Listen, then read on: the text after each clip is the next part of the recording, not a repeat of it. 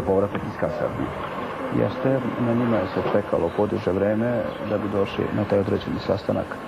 Sve ćete primetiti tu napetost, jednostavno neku nervozu u vazduhu. To je jednostavno uhvatilo nezatečeno. Evo sad počne. Ja bih se molio gledati sve ovo pažnje.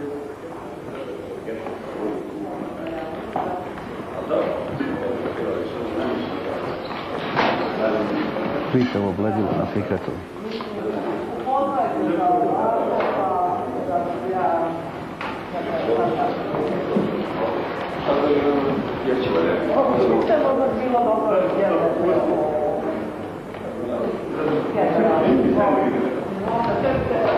Ovo je mjesto došli vlade Kakračare.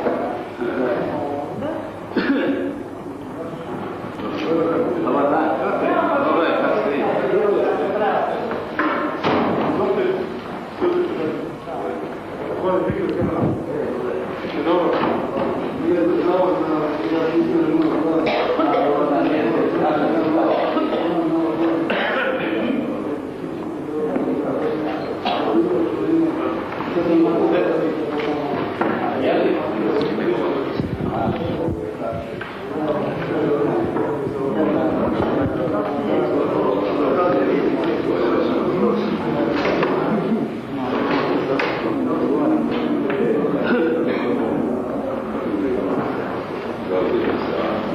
Jeste dobro putovali?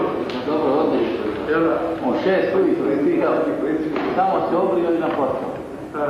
Onda u Mostar, iz Mostara za Derves, jutro sutra iz Dervesa.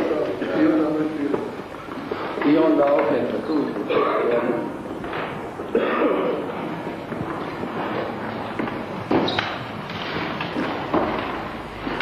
A što gospodin drugi general, komandant drugi vojne, nije mogu doći? Nije mogo da bude spriječen. A da, službeno. Službeno.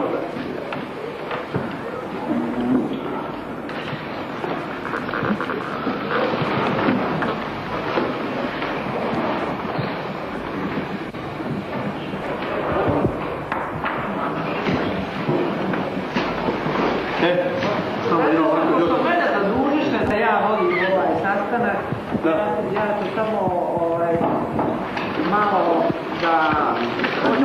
Moramo pričekati vladi. Nema potrebe predsjednik naše krizne stave, predsjednik vlade, samo majke Sendere će vam objasniti kako je zamišljeno. Ne, pa neću ja objašnjavati situaciju. Po protokolu o tome na koji će način teći ovaj sastanak, razumijete? Dobro. Neko reče da ja treba da vodim. Meni je drago da ima neko drugi.